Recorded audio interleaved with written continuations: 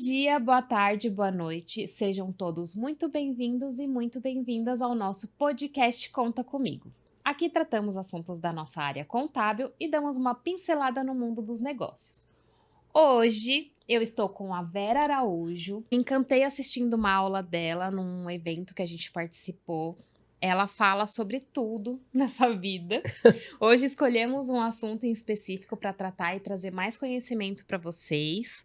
Hoje a gente vai tratar sobre CMV e muitas outras coisas, porque quando a gente se junta, o papo rola, né? A gente sabe.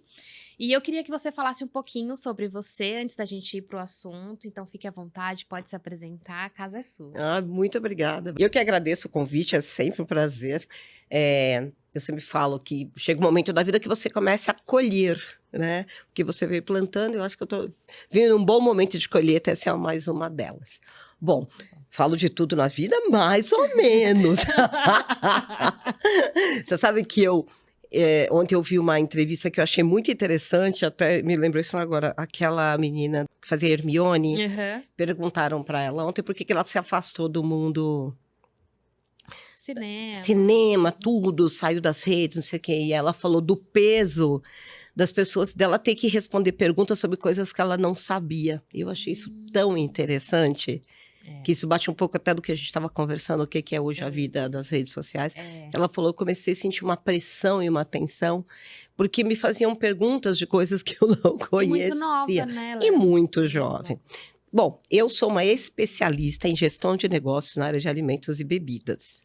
Eu tenho 30 anos, pouco mais de 30 anos já atuando na área de gestão de negócios. Na verdade, a gastronomia, como a gente conhece, apesar do setor ter vários nomes, food service, AFL, que é alimentação fora do lar, eu amo A e B. Todo mundo pergunta, o que você faz? Eu sou gestor em A e B. Oi?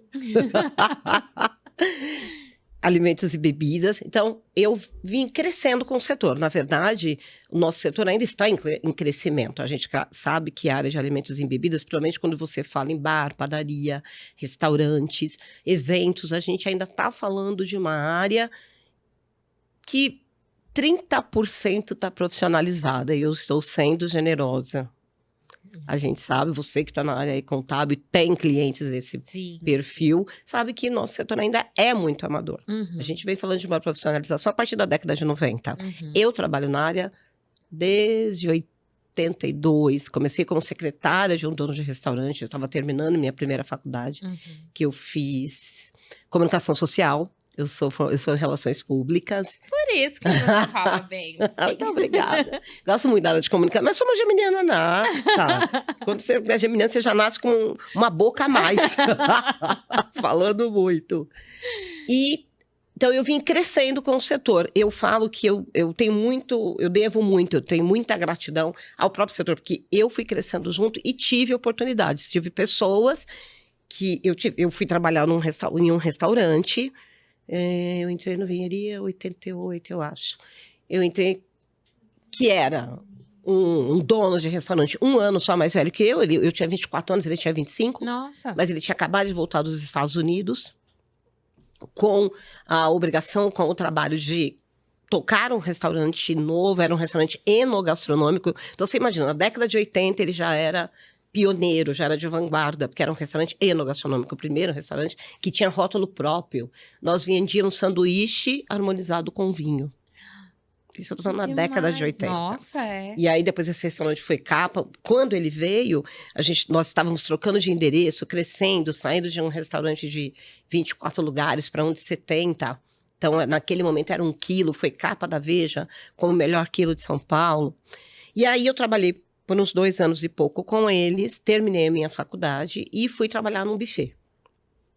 Esse período, esses 2 anos que eu trabalhei lá, já foram um desafio, porque me definiu mais ou menos naquele momento. Em que área eu ia ficar? Quando eu escolhi relações públicas e eu fui para fazer jornalismo como uma boba, o que eu tive? Aquele insight, falei, vou fazer jornalismo. Eu falo inglês? Não. Eu falo espanhol? Não, você é jornalista de onde? Que nível? E eu sei, né? Eu queria mais. Então, na hora de fazer a escolha, nessa época você entrava na faculdade e você tinha 3 áreas dentro da comunicação social, que era publicidade, jornalismo e RP. Eu escolhi RP.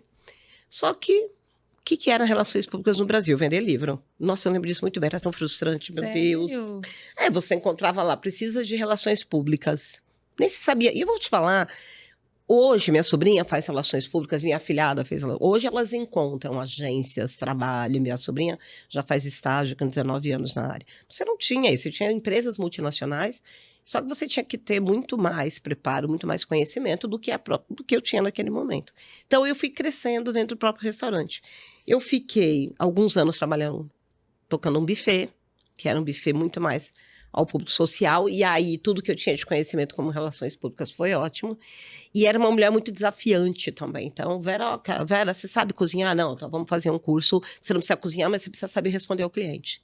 Então, na época, o Senac era Senac Ceatel, fiz vários cursos de como montar uma mesa, de como receber um cliente, de como montar um cardápio. Para cobrar, você tem que ter um Exatamente. mínimo, né? Então, qualquer oportunidade que surgia, eu pulava dentro.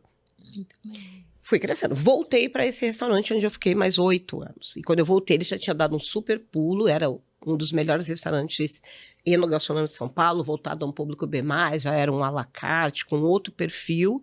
E eu voltei, e em 6 meses, voltei como secretária dele, mas eu tinha acabado de voltar dos Estados Unidos. Aí eu também tinha investido na carreira. E aí foi desbravador, porque um dia eu lembro que eu cheguei para ele e falei, olha, eu não quero ficar aqui como sua secretária. O que eu posso ser aqui? Ele virou para mim e falou assim, você não pode ser nada, porque o que você sabe para ser mais do que minha secretária? Você conhece de cozinha, você conhece do atendimento, você sabe fazer um preço? E foi me desafiando. E eu fui para dentro da cozinha, acompanhar a produção, estoque, compras, eu ficava no salão no caixa, eu atendia a porta, eu fui ser hostess, e eu passei por todas as áreas. Em 1 ano eu assumi a gerência, em 1 ano e meio eu tocava a casa sozinha. E aí com desafios de cumprir metas de CMV, metas de vendas, de fechar o ano e falar, olha, a meta do lucro foi 17, fizemos 13, você tem 4 dias para me explicar. Nesse inteirinho surgiu a primeira pós-graduação em gestão de negócios na área de alimentos e bebidas. Eu fiz essa pós. Hoje eu dou aula nessa pós. E depois eu fiz o mestrado em hospitalidade, que é o único mestrado que tem voltado à área de alimentos e bebidas. A hospitalidade é uma área que tem 2 veios bem claros, que um é voltado a pessoas mesmo, a ciências humanas, e o outro voltado à indústria de negócios da hospitalidade, que é eventos, gastronomia, hotelaria e turismo. Então, nesses 30 anos, eu dei... Aí, em 2005, 2006, eu saí do restaurante já com uma consultoria aberta, já trabalhando. E de lá para cá, eu acumulo a função de ser professora, docente de aula no Senac, na Embi, no FMU, passei por 1000 lugares. E manter a consultoria hoje, já, sei lá, já devo ter chegado no cliente número 200, já consegui trabalhar em vários lugares do Brasil. Ai, que É isso aí. Esse é você. Cheia de gasto para fazer um monte de coisa, pelo amor de Deus, só quero parar quando eu morrer. Eu falava para meus alunos que eu ia morrer na sala de aula. Com 100 anos. Por favor, mas bem. O que é o CMV? Como que calcula? CMV é custo da mercadoria vendida. Todas as áreas, todos os negócios precisam calcular o seu CMV. O que acontece é que o nosso setor, ele é a principal ferramenta para precificação, para sugestão de precificação. Explico. Então, por exemplo, eu preciso saber quanto custa meu cachorro-quente. E para fazer um cachorro-quente, eu preciso fazer ficha técnica. Então, eu tenho 2 formas de apurar o CMV, o custo da mercadoria vendida. Um é executando prato a prato, fazendo ficha técnica, entendendo? Eu vou fazer um cachorro-quente, eu tenho uma ficha técnica do molho. Eu tenho que chegar no preço de custo do molho, para depois saber quanto custa 100 gramas, 280, quanto eu utilizar no meu cachorro-quente. Aí eu tenho, se eu faço pão, eu tenho que fazer a ficha técnica do pão, porque eu preciso saber quanto custa para fazer um pão. O purê, eu faço a ficha técnica do purê. Por que as pessoas odeiam ficha técnica? É porque é muito... É extremamente trabalhoso, é detalhista, mas se você não fizer, se você não levantar seu preço está errado. Muitos dos meus clientes são exatamente quando o negócio não vai bem. E minha primeira pergunta é sempre essa: de onde veio seu preço de venda? Segunda forma de eu apurar o meu CMV é exatamente comparando o que eu gastei no mês contra aquilo que eu faturei no mês. Quanto que eu estou comprometendo do meu mês para produzir? Essa é a segunda forma. E isso tem que ficar muito correlato com o que eu apurei, o que eu defini de meta na minha ficha técnica. Porque o CMV, para que ele realmente te garanta ganho, lucro, você trabalha com uma meta. Ah, eu sou da tipologia ABC, eu não vou gastar mais que 25% do meu preço de venda para produzir. Então, é trabalhoso? Lógico, mas trabalhar dá trabalho. E pouca gente faz, eu acho, né? Infelizmente. Porque eu vejo, não tenho muito conhecimento de restaurante, mas eu já vi gente falar assim pra mim: ah, eu comprei por 20, eu vendo por 60. Eu ponho 3 vezes o valor que eu paguei, e aí vem. Aí às vezes eu dou um descontinho. Eu falo, gente, mas. Baseado em quê que você deu desconto? De onde veio? É muito simplista isso, porque, por exemplo, uma das coisas que impacta o meu CVV depois é o meu serviço. Uma coisa é eu vender o cachorro-quente num saquinho de papel, em um balcão, só eu. Tem uma pessoa na cozinha e eu na venda. Outra é eu precisar de prato, de garçom, de cardápio. Tudo isso altera o meu preço de venda. E isso faz com que eu tenha que melhorar o meu CMV. Talvez ele não possa ser mais 25% do meu preço de venda. Porque esses 75% que sobram, que seria a minha margem de contribuição, ela tem que pagar tudo isso. Água, luz, telefone, aluguel. internet. Por favor, meu prolabore, porque eu estou trabalhando, eu também quero ganhar. Impostos. Que vão só crescendo de acordo com o acúmulo do meu faturamento. Então, é muito simplista e muito arriscado. Por exemplo, essa conta de 3, isso significa que o meu CMV é 33,3333%. Ok. Eu estou comprometendo 33% do meu preço de venda para essa produção.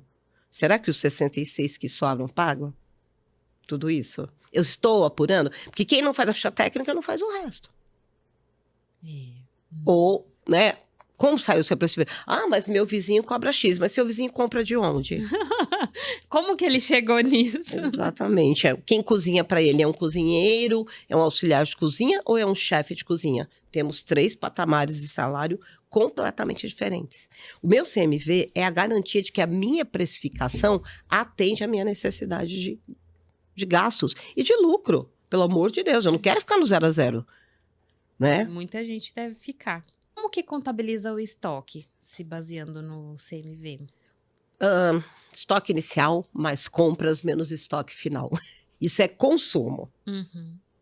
Então, eu preciso fazer levantamento de estoque semanal. Eu preciso fazer inventário mensal para saber exatamente quanto eu tenho empatado em dinheiro dentro do meu estoque. Isso vai levantar o meu consumo. Quanto que eu comprei, quanto que eu gastei, quanto eu usei, o que sobrou. Este valor dividido pelo meu faturamento me dá o CMV mensal. Então, é consumo dividido por faturamento. Estoque inicial, que é exatamente a minha contagem do mês passado, mais compras, que é sempre pela data de compra, que é o que a gente chama de competência, menos o estoque final. O que tem hoje? Que tá válido, o que teve que jogar fora. Exatamente. Isso dividido pelo meu faturamento do mês, vai me dizer, olha, você trabalhou com uma meta de 30, mas a sua compra, o seu desempenho mensal está dando 36, 37. Eu te garanto que lá na ponta é prejuízo. Porque se tem uma das áreas que eu consigo mexer e melhorar, para melhorar meu desempenho mensal, é exatamente em compras, exatamente no estoque. Buscando bons fornecedores, buscando parcerias, né? Trabalhando melhor os meus ingredientes. A minha ficha técnica, o meu CMV, ela é uma ferramenta de boas tomadas de decisão. Então, por exemplo, você apurou lá, vou contar o que aconteceu com um dos meus alunos, que foi incrível. Nessa turma que a gente trabalhou para o projeto da Cical, a minha aula, a gente se baseou quase que só em CMV e precificação. Nossa. Então, para que eles realmente saibam fazer Pra absorver bem o assunto. Porque Exatamente. eu acho que deve ser um pouco complexo, né? Sim. Normalmente a pessoa abre a empresa com aquele sonho de que não vou ter horário, eu vou trabalhar por conta, eu vou ter meu Comida próprio dá patrão. dinheiro. Não, a frase mais romântica do mercado. Comida dá dinheiro. Todo mundo come, né? Exatamente. E eu já respondo de imediato. Comida dá trabalho. E muito trabalho. Se você comprar um abacaxi, quando você compra um abacaxi para fazer a sobremesa, você aproveita 100% do abacaxi? Se a sobremesa for fatia? Não. Só na casca já fica um montão. Fator de correção. Isso tem que estar previsto no meu CMV. As pontas do abacaxi dão rodelas deste tamanho. Você quer pagar o mesmo valor de quem ficou com a rodela desse tamanho? Não. Eu aproveito o meio do abacaxi. Mas quem compra de mim tem que me pagar o abacaxi inteiro. Aquele CMV daquele abacaxi alto. Eu comprei um abacaxi que me rendeu 4 porções. Ah, mas eu comprei esse abacaxi a 12. Então, e cada porção custou R$3. Mas o que sobrou virou suco. Mas você comprou abacaxi para fazer suco, que é outro custo. Ou você comprou abacaxi para fazer a sobremesa? Então, eu preciso entender do conceito. Eu acho que a coisa mais importante, sempre quando eu estou dando aula sobre ficha técnica, que é onde eu apuro o CMV, é a pessoa entender a importância desse conceito. Então, por exemplo, o exemplo do meu aluno. Seu aluno. Ele trouxe para a aula, eu vendo bolo a R$20. Eu falei, mas quanto custa o seu bolo? Como você chegou no... Quanto custa o seu bolo? Quanto pesa o seu bolo? Ele ficou olhando para minha cara. Falei, vamos fazer a ficha técnica do seu bolo? O custo do bolo dele era R$18. Meu Deus! Então, a primeira posição simplista. Mas está sobrando 2. Com R$2. Então, eu vendo a 20 e gastei 18. Portanto, os 18 desse 20 só pagou a produção. CMV. Só pagou a produção. Você vende bolo sempre. Cadê os R$18 para comprar a próxima estoque? Já está faltando 18. Esses R$2 que são a sua margem de contribuição, tem que pagar água, luz, telefone, aluguel. Mesmo que a casa seja sua, se você está usando o seu espaço para ser empresa, você tem que prever o aluguel. Porque em algum momento você vai saindo de lá. Então, eu preciso me pagar a utilização do espaço da minha casa como empresa. Meu prolabore. De vez em quando eu preciso contratar uma mão de obra extra. E de produtos de higiene e limpeza, que não podem ser produtos comuns de supermercado, tem que ser produtos da área de alimentos e bebidas, que custam mais caro. Papel, saco de lixo.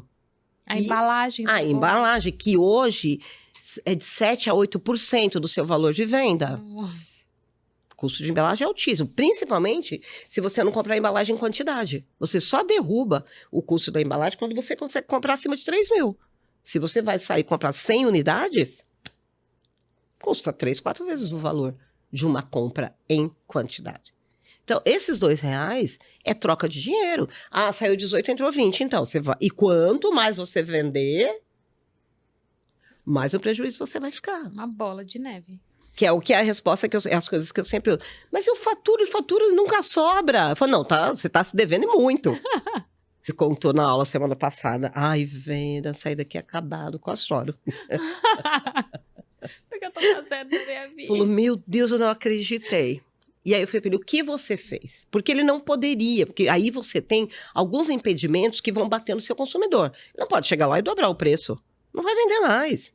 Aqueles ali provavelmente não ficam. Exato. Quando você tem um país que tem 3, 4% de aumento de salário e acha que você tem que comemorar, eu tenho vontade de chorar. Em vez de beber champanhe, eu tenho vontade de beber cianeto. Mas é isso, nosso pai. E o salário mínimo saiu de 1.302 para 1.320. Nossa, que emoção. O que eu compro com isso? R$18 na pé da feira. Com pipoca. Então, eu não posso ir lá e mexer no meu preço de venda. Eu tenho que mexer no meu custo. E eu acabei de ver na minha ficha técnica, no levantamento do meu CMV, que eu não... O que ele fez? Então, por exemplo, ele foi mudando os processos. Então, ele mudou. Outra coisa. Eu só consigo apurar meu custo quando eu sei o rendimento da minha receita. Eu gastei R$18, mas quanto rendeu a tua receita? 1 quilo? Porque se ela rendeu 700 gramas, também não custou 18. É verdade. Porque eu sempre tenho que chegar no preço de um inteiro, 1 quilo, 1 litro, uma porção. Então, ele mexeu nos processos. Então, um coco que ele hidratava no leite, ele passou a hidratar na água. Ou melhor, buscou um coco hidratado. Ele passou a pesar o produto dele. Então, ele sabe hoje exatamente quanto custa o quilo e quanto custa aquele produto que está com 750 gramas. Ele trocou a farinha, buscou uma farinha de boa qualidade também, mas um preço menor, e passou a comprar em quantidade. Então, ele tomou algumas atitudes que hoje o custo dele caiu para R$ 11,60. Acho que é isso. Nós refizemos a ficha técnica na aula passada, e ele, hoje, se ele vender a R$ 22,00, ele garante um CMV de 25%. Que para quem está na área da confeitaria, tá ótimo. De como eu chego nesses patamares de CMV. Sim. A gastronomia ela é dividida por tipologia. Então, eu tenho mercados diferenciados de acordo com a minha proposta de negócio, de acordo com o meu público-alvo e com o meu volume de vendas. Num quilo, por exemplo, que você tem como foco volume. Eu preciso vender muito. Não dá para ter um quilo de 50 lugares. Meu quilo tem que ter pelo menos 150 lugares. E eu preciso girar. E é muita variedade, né? Exatamente. Então, eu tenho uma compra muito alta, eu tenho muitos itens de cardápio, mas se eu girar, eu trabalho no máximo com CMV de 35%. Eu não posso gastar mais que 35% do meu preço de venda para produzir. Então, por quê? Porque eu compenso esse meu custo alto com o meu volume de vendas. Outra coisa, qual o meu público-alvo? Esse é um público que a maioria paga com o dinheiro da empresa. Ele tem um limitador que é exatamente o ticket médio. Eu tenho que me basear nesse ticket médio. Essas informações, inclusive, eu vou abrir meu restaurante na região da Paulista. Você vai lá no cartão, o Visa Vale, ou hoje outros cartões de alimentação, ele tem lá o levantamento de qual é o ticket médio da região. Qual é o custo não da região. sabia. Sim, você tem informações cada vez mais transparentes, exatamente para que você tome boas decisões. Nossa, eu não sabia, que legal. Então, por quê? Agora, por que pode ser 35% e eu trabalhar aí com uma margem de contribuição de 65%? Quantas pessoas trabalham? Minha mão de obra é muito menor. O meu gasto é muito menor. Quando eu falo em mão de obra. Nós trabalhamos com 3 índices, que a gente chama de KPI. CMV, CMO, que é o custo da mão de obra, e a soma desses dois, que a gente chama de prime cost, os principais custos para eu ter um restaurante. Eu não posso comprometer mais que 57% do meu faturamento com esses 2 índices. Então, quando eu tenho um CMV muito alto, a minha mão de obra está limitada em 20%. O impacto da mão de obra está sempre ligada ao seu faturamento. Então, quando você tem esse volume de vendas tão alto, você consegue. Entendi. Entendeu? Porque aí eu vou ter, eu tenho 5, 6 colaboradores, 7 colaboradores, consigo atender 200 pessoas fácil no quilo. Por quê? Porque o cliente trabalha. É o ele serviço. se serve, ele pesa. Ele se serve. Então, eu vou ter pessoas na cozinha, vou ter alguém acompanhando a remontagem ali, limpeza, manutenção da mesa, um garçom e alguém no caixa, que provavelmente seria eu, a proprietária, por favor. Esse é o perfil do negócio. Agora, por exemplo, você vai num negócio de luxo. O meu CMV no negócio de luxo, ele é, no máximo, a meta é trabalhar no máximo de 25% a 27%. Por quê? Porque a minha mão de obra também vai ficar nessa margem. Porque eu vou trabalhar com chefe de cozinha, eu vou ter que ter um sommelier, né? Eu vou ter que ter um bartender. Não vai dar para trabalhar só com uma mão de obra que a gente chama de capacitada. Eu preciso de uma mão de obra qualificada. E ela é mais cara. Então, você tem hoje índices, que são os KPIs, que vão nos direcionando. Então, na hora que eu vou fazer a minha ficha técnica, vou apurar o meu CMV, eu preciso estar muito atenta aos outros dados, às minhas outras necessidades. Porque é ali que eu tenho espaço de movimentação, de melhorar a compra. Então, fazer levantamento... Você não compra sem levantar teu estoque. Quanto tem na casa? Quanto vende? Quanto eu preciso? Ai, mas estava em promoção. É para quem vende. Mas você disse que tem que comprar quantidade. Eu fui lá. Mas Né? eu acho Qual o que seu perfil? perecível é mais Exatamente. complicado Não, nessa parte. E é sempre baseado no teu mapa de vendas. Uhum. Então, quanto você vende? Então, por exemplo, quando você é à la carte, você tem mais espaço ainda para tomada de decisões baseadas em dados. Porque eu tenho ali, eu compro o filé e eu porciono esse filé. Então, eu vendo e eu conto esse filé por unidade. Se eu já comprar, já tiver uma boa máquina de porcionamento, ali, uma boa forma de armazenar isso, a vácuo, tudo, eu posso contar esse filé por unidade e fazer a venda por unidade. Então, quantos filés você... de segunda, terça-feira eu vendo 10 filés. Querido, tem 12 no estoque, vai no risco. São 20% a mais. A grande dificuldade no nosso setor ainda é saber trabalhar com os números. É saber trabalhar com os dados. Ainda olha a gestão do negócio como uma coisa que, é o que você falou. Eu vendia 20, eu vendo a 60. Eu fechei o mês. Eu sempre fiz assim. Sobrou. Eu lembro de uma coisa traumatizante. 7-1 no Mineirão. No um time que dá certo mexe também. O pessoal sempre... mas tá dando tudo certo. Eu falo, então, 7-1 no Mineirão. A gente achou que ia ganhar a Copa. Porque era no Brasil. Não, isso... Traumatizante. Não nos recuperamos até hoje. Tá bom, vamos mudar de assunto. Então, você precisa trabalhar com resultados. Quando você tem que sentar com o gestor e olhar, pessoal, tá aqui, ó. Quando eu faço ficha técnica, tem um receituário lindo. Só que vamos lá na cozinha? Cozinha para mim. E quem faz a ficha técnica, que levanta como é que ele assina a corresponsabilidade de manter aquele padrão. Você falou, a receita estava 200 gramas. Você falou para mim que, dona Vera, mas tá muito pouco, mas tá pequena, né? Olhar, não dá pra gente aumentar um pouquinho? Não ficou bonito do prato. Você tem que executar. Levantamento, execução. É bem minucioso. É bem minucioso. E aí, o que acontece? Abre. Tô com pressa, aí acabou o dinheiro. Vai acabar mais se você não fizer a lição de casa direitinho. Tem que treinar a equipe, tem que padronizar o produto, tem que saber exatamente com que números começou para você depois. É aquela coisa, vou para a Bahia de carro. Você não vai fazer a rota? Você não vai sentar para estudar o caminho? Uma curiosidade que me surgiu agora, quando você entra para fazer essa organização do CMV, tem gente que desiste? Fala assim, não quero mais. Não, Tá difícil. chato. Difícil. Ele não quer fazer. Ele não quer fazer. Eu tenho um monte de cliente ex-aluno, você acredita? Vera, professora, quando você ficava falando tudo isso... mas você pode ir lá. Não, um cliente virou para mim e falou assim, eu achava que era tudo besteira. Eu achava que não era nada necessário. Meu Deus, tô perdido aqui.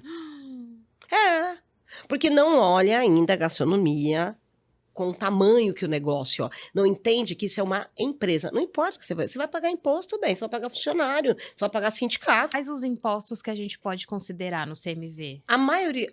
Quando você trabalha no CMV, você não trabalha, você só trabalha com o custo da produção. Tá. Até porque a maioria dos nossos clientes estão enquadrados no Simples. Entendi. 90% do setor está enquadrado no Simples. Então, eu faço... Quando o cliente me contrata no momento zero, delicinha. Começa junto. Que eu faço um plano de negócios antes. É lindo. Eu já apresento para ele uma planilha de gastos fixos.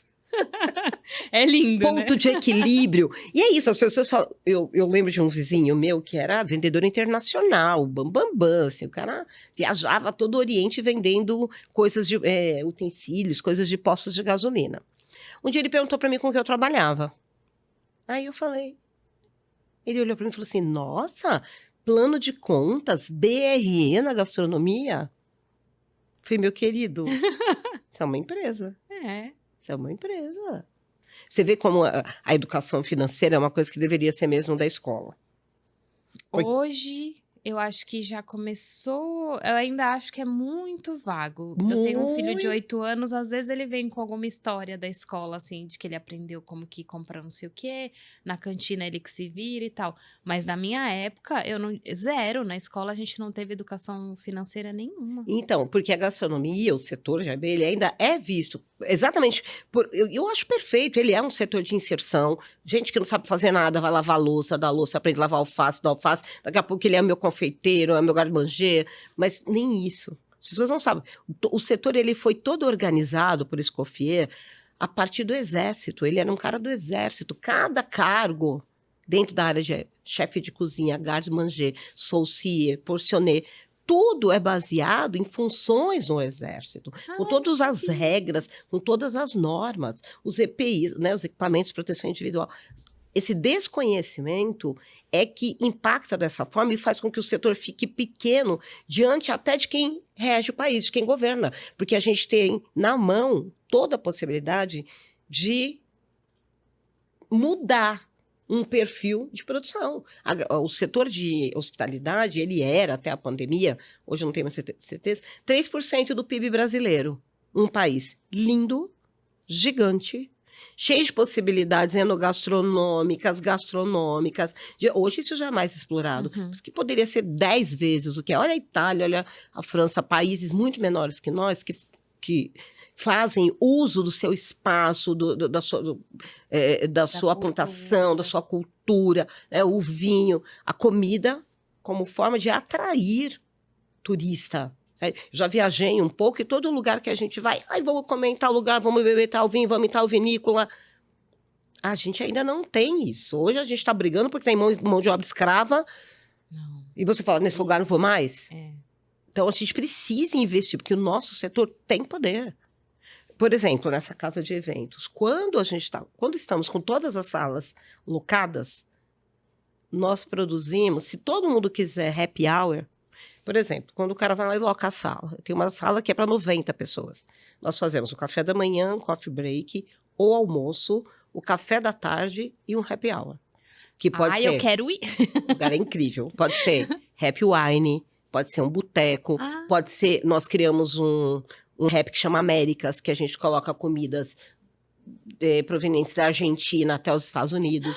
Então, eu tenho hambúrguer, eu tenho Tex-Mex. Ai, que demais! Eu tenho empanada, que a gente chama de Américas.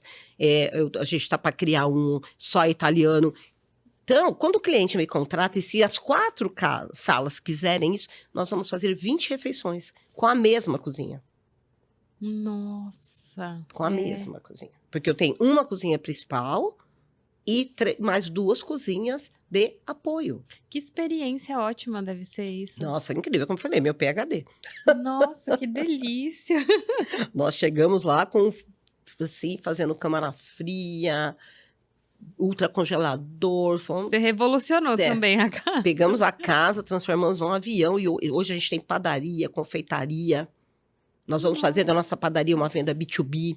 Então, é um mercado com muitas possibilidades. Tem que abrir a cabeça também, né? Sim, e com empreendedores que, tipo assim, eu paro uma vez a cada trimestre, por exemplo, para treinar essa equipe. Semana passada a gente fez o dia do abraço, porque a casa acabou de passar por uma reforma, então todo mundo limpou, todo mundo colocou coisa no lugar, cada um foi conferir sua praça de trabalho, não sei o quê. Demos uma aula sobre CMV. Para que todo mundo entenda por que não é para pegar 10 crosshatch, que 2 limpam, que os outros 8 vão para o lixo e aqui custa. Que se eu tenho um detergente, tudo isso é CMV. Se eu tenho um detergente que é para ser diluído 10 por 1, por que está usando ele in natura? E fazendo com que o meu custo, que era de 35 quando eu faço ele 10 por 1, vire 350. A gente deu uma aula para ele, a gente mostrou numa ficha técnica. Pegamos 1 quilo de batata, descascamos, falou, ó, quando você compra 1 quilo de produtos in natura, eu não tenho 1 quilo. E se você vai cobrar sobre esse preço comprado, você não cobrou do seu cliente. Porque esses 20%, 30% que você perdeu não está previsto, que é o fator de correção. Para eu ter 1 quilo de batata descascada, eu comprei 1,3 kg. É a diferença do peso líquido para peso bruto. É uma mudança de pensamento, né, Vera? Acho que o principal é isso, porque você falando assim, eu falo, gente, eu nunca pensei nada disso. É uma mudança de pensamento, porque a gente vai muito no óbvio, né? E não é óbvio. Não é. Tem que pensar em cada detalhe. Conceito. Você falou que a grande maioria dos seus clientes e das pessoas que você tem contato são do simples. Sim.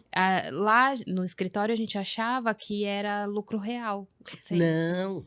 A maioria é do simples. Eu, por exemplo, pelo menos a consultoria, eu trabalho com cliente até tamanho médio, não sabe? Até pelo braço mesmo, a gente não Sim. tem nossa. É difícil você ter uma consultoria que realmente consiga trabalhar com clientes muito grandes, clientes de corporação. Eu tinha um cliente, por exemplo, que é o grupo Vaca Véia, Madureira, Sochotes, que são aqui no Itaim, não sei o quê. Eles tinham 4 casas. Enquanto eles eram 4 casas, eu consegui, eles já estavam lucro presumido. Conseguimos trabalhar com eles. Hoje eles são 12. Gigantes. Já não dá mais para eu atender, eu não tenho esse braço, porque eu teria que me dedicar a um único cliente. E eu gosto muito de trabalhar com cliente pequeno, o PPPPP. Aquele que E ver fatura. crescer, né? Exatamente. É Você vai lá e satisfatório. faz a ficha técnica dele, ensina ele a comprar, mexe nas boas práticas, ele voa. Boa. Ele E são voa. empresas que você educa para fortalecer o mercado também, né? E pouca um elo, né? gente olha para quem é Exato. pequeno, porque fala, ai, não vai dar muito trabalho e tem que ensinar muita coisa. Lá a gente tem um departamento que cuida dos clientes menores e a gente organiza eles para eles irem crescendo também. Tem muita Exato. empresa que entrou na Juscom MEI e hoje tá faturando Exatamente. muito. E eu já brigo, a primeira coisa que eu brigo é que ele já se torne MEI. Sim. Então, se você não tem for que formal, regularizar. você não tem como comprar bem, por exemplo. Você não tem o CNPJ. Como é que você vai comprar com prazos de pagamento? Como é que você vai negociar? Como é que você vai entrar nesse mercado? E eu sinto, assim, a pandemia foi disruptivo para isso. Eu vi muito MEI abrindo, muita gente se reinventando, porque ficou sem emprego, né? Foi obrigatório. E o que eu sentia quando chegava alguém para abrir um MEI com a gente é que quando ele pega o CNPJ, ele fala, ai, é real, sabe assim? É emocionante. Não Ainda é? é. Exatamente. Agora eu tenho uma empresa, acho que a cabeça já muda ali. Agora eu sou empresário. Eu tenho um CNPJ, aí escolhe o nome fantasia, né? É porque a coisa, aí, por incrível que pareça, ainda tem uma visão elitista essa coisa, eu sou empresário. Porque toda vez que um pequeno, né, esse empreendedor aí do meio, que ele enxerga muito distante essa coisa do ser empresário.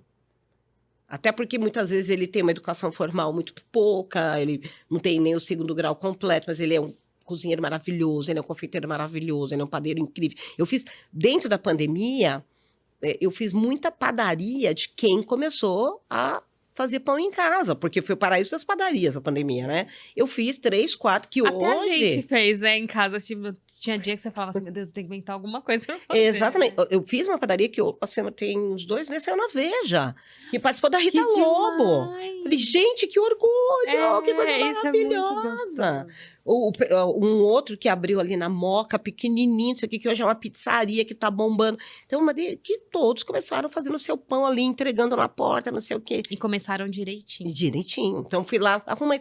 E eu já chego brigando, né? Porque uma das primeiras coisas que eu coloco como consultora é vamos avaliar essa estrutura. Por causa da questão de boas práticas, que é uma outra coisa que é muito falha no nosso setor. Que é o desconhecimento da legislação que nos rege. São Paulo Mas não é só restaurante, tem muito. É que o brasileiro tem por lei, né? Qual é a lei para eu não cumprir? É. E sabe o que eu sinto às vezes também? Muita gente, a gente até falou disso um pouco, acha que empreender é o sonho. Então, eu vou empreender, vou ter meu horário. Quando vê que você tem que calcular imposto, você vai ter funcionário, você tem que pensar no horário de funcionamento, como que você vai atender seu público, avaliar o público, definir uma persona para você, né, investir em marketing, etc.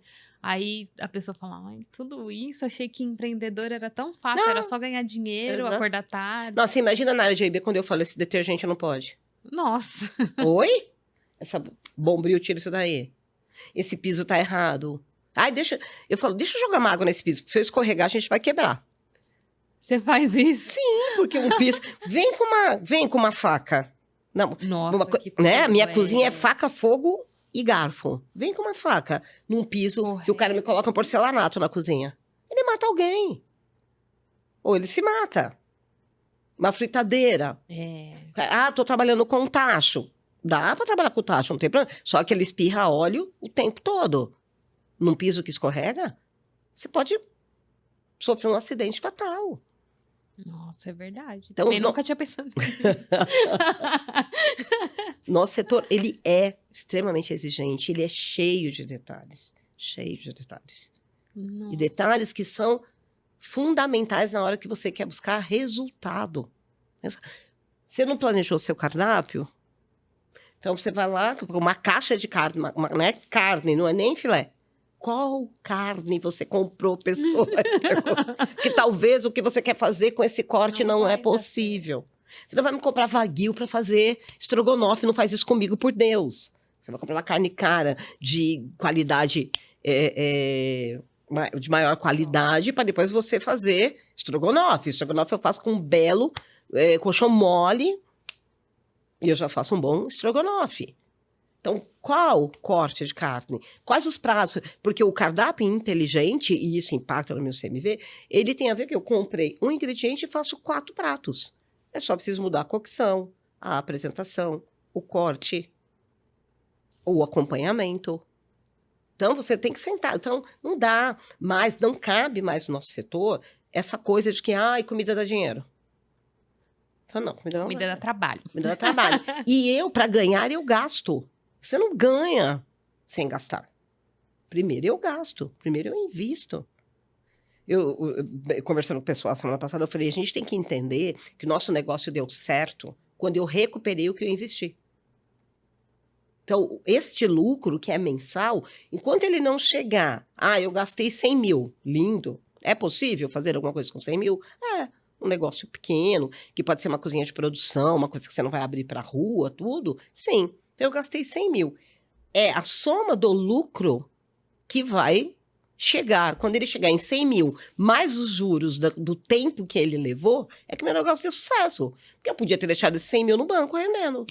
E não estar aqui trabalhando 12 horas por dia. Que nem uma louca. Que nem uma louca. Porque o nosso setor não tem hora para... Ele só tem hora para começar. Acabar é outra hora, é outra função. É muito processo, né? Se parar para pensar, fazer a comida, cuidar do que tá bom ainda para utilizar. Aí depois a limpeza das roupas. Uniformes, a lavagem. Então, por exemplo, uma área que trabalha com catering, com buffet. Tudo aquilo que foi para frente do meu cliente é lixo.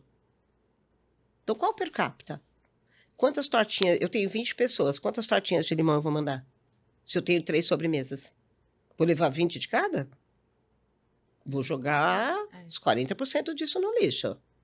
Quanto de arroz? Quanto de feijão? Porque tudo que está na cozinha e não saiu para uso, eu posso reaproveitar, porque é o que a gente chama de sobra limpa. Está produzido, mas está guardado. Está em estufa, está em geladeira. Aquilo eu posso congelar e utilizar novamente. Se esse cliente for vir com você 3 dias, não vai ser com ele. Agora, tudo aquilo que foi para frente do meu cliente, foi para o buffet, foi para a mesa, não sei o quê, é lixo. Então, cadê a sua gestão, seu acompanhamento? Cadê o per capita? No meu primeiro mês, vou sofrer. Por isso que eu chamo toda a primeira compra, eu coloco lá em investimento, quando eu estou fazendo plano de negócios. Porque eu não sei, eu vou ter que acompanhar. A mesma coisa no restaurante. A minha primeira compra, eu vou lotar tudo. Mas daqui 2 semanas você sabe quantas Coca-Cola saíram, quanta água. Eu já posso começar a comprar de uma maneira mais inteligente, acompanhando a nuance do dia a dia. É desempenho o tempo todo. Porque por mais que o restaurante seja grande, você tem que se basear o público meio que fixo. Porque tem gente que acaba consumindo todos os dias, né? Eu vejo lá onde a gente tem o escritório, tem vários restaurantes na rua. E eu não almoço todo dia no mesmo restaurante. Então, nossa, é difícil, né? Média, sempre o tempo todo. E eu queria, pra gente fechar, uma opinião sua, assim, um sentimento seu. Como que é pra você ser empreendedora no Brasil? Mulher, né? Todas as questões que a gente sabe negra. Que é negra. Então, como que é pra você hoje? Olha, eu vou dizer, engraçado, outro dia eu fui dar uma palestra exatamente sobre inclusão e diversidade para a Calebo, que é uma marca super... Foi para a América Latina, foi incrível. Ai, que delícia. E aí eu coloquei, na hora que eu estava montando o PowerPoint, tudo, eu coloquei lá que eu tinha uma postura muito de privilégio, mas que este privilégio era uma alegria e uma dor. Porque falar que eu tive dificuldades para chegar aqui como docente... Não, dificuldades não. Eu sempre conheci o país que eu vivo.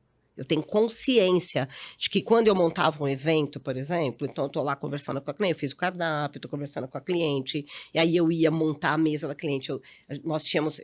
Por anos eu trabalhei, eu me mantive muito tempo na área de buffet, porque esse restaurante que eu fiquei 10 anos, nós fazíamos muitos eventos fora. Então, a pessoa ligava no restaurante, quando não era no restaurante, eu saía, montava a mesa da pessoa e telefonava para a pessoa. Aí falava, eu preciso fazer a visita técnica. Quando eu chegava, muito mais magra, que era lindo isso, o meu saltão, a pessoa fazia, você que é a Vera? Ah, este A é o que a gente chama de racismo estrutural. Meu Deus, ela é preta. Não tô acreditando. Que esta pessoa que falou comigo até agora. Montou meu cardápio, sabe? Montar uma mesa. Que E isso, e 5 minutos depois, ela já tinha esquecido isso. Mas eu não. Ela já tinha esquecido isso porque ela tá tão habituada, ela foi condicionada, ela foi educada. E ela não para pensar nisso, que tudo bem. Porque a minha competência fazia ela esquecer que eu era preta ou negra. Como as pessoas ainda têm dificuldade de virar para você e falar, você é preto, você é negro. Qual a dificuldade? Quando você acha que eu vou ter um problema com isso, é porque você tem um problema com isso. Essa é a raça. E isso tem que ser cada vez mais colocado. Então, como eu falo, é um privilégio e é uma dor. Porque ter este conhecimento me coloca também numa posição de privilégio. Não só eu, a minha família. Eu venho de uma família que a minha irmã é doutora em educação. Eu sou mestre em hospitalidade. Eu já sou traço na estatística brasileira. Eu não conheço outra família negra que tenha o perfil da minha, que é um pai que veio da roça, era um desenhista industrial, minha mãe doméstica, criou 4 filhas, as 4 se formaram. Minha irmã mais nova é formada em eventos. Então, meus primos, meu sobrinho é personal trainer com 2 pós. Minha sobrinha de 19 anos faz relações públicas na Unesp. Isso é lindo, isso é uma conquista incrível. E, ao mesmo tempo, isso é triste. Porque isso não pode ser privilégio, isso é direito. Isso é um direito. É muito pobre, é muito triste quando alguém olha para uma mulher, a gente também está vivenciando. Eu vivenciei ontem isso num Uber, que um cara jogou o carro em cima da motorista que eu estava, quando ela deu a seta. E ela quis brigar, e eu falei para ela, pelo amor, pensa de novo. Eu sinto isso no trânsito também. Então, para onde a gente está indo? Que involução é essa? E nós precisamos olhar para essa sociedade e fazer a nossa parte. No dia que eu dei essa palestra, tinha sido logo depois da coisa do rapaz que matou as crianças no Machado. E essa é uma consciência que a gente tem muito grande. Quando você é parte de uma sociedade violenta, acreditando, eu sou homem, eu sou branco, então eu estou protegido, você está completamente enganado. Essa violência chega para todo mundo. Esta dor chega para todos. Ela é mais intensa quando você é colocado como meta, né? Então, por exemplo, é muito triste alguém perder a oportunidade de conviver comigo,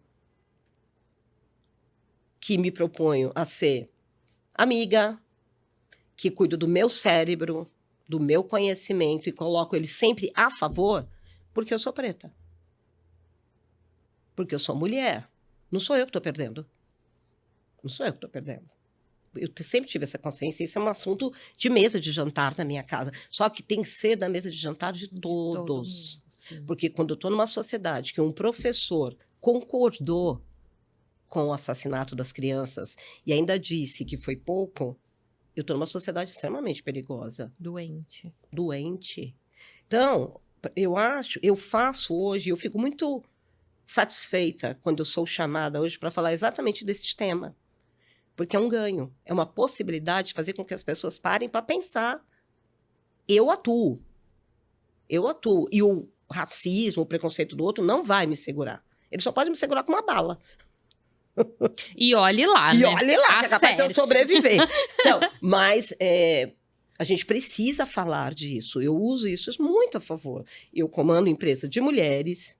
Eu tenho hoje, uns 15 clientes ao mesmo tempo, onde...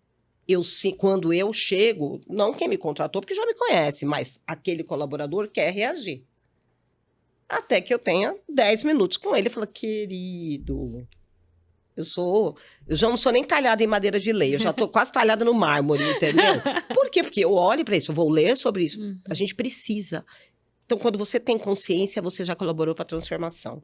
E como diz Buda, quando você se transforma, tudo a seu redor se transforma.